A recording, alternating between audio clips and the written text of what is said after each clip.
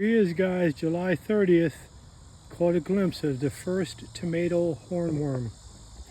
See him? He is pretty big. He's a little bit longer than my pinky.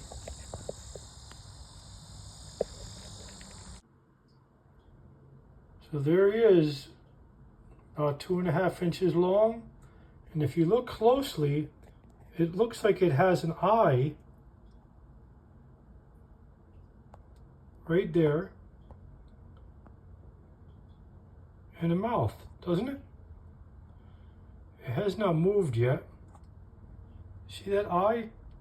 It almost looks like a parakeet from here. So obviously I don't want them in the garden, I'll put them in the woods. But I saw one last year that had all these white little things on his back, and I did a little research, and apparently the wasp comes and lays eggs on his back, and then the wasps hatch and eat the worm.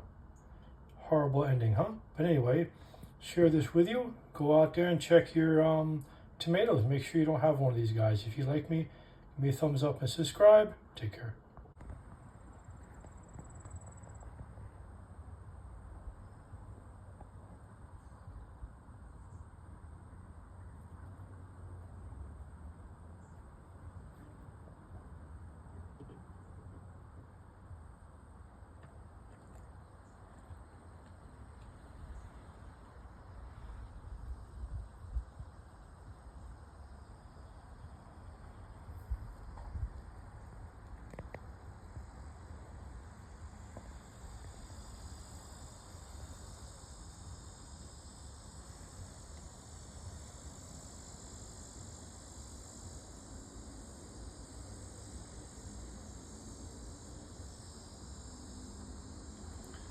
So before he stopped moving, when I had the camera over him, 3 times.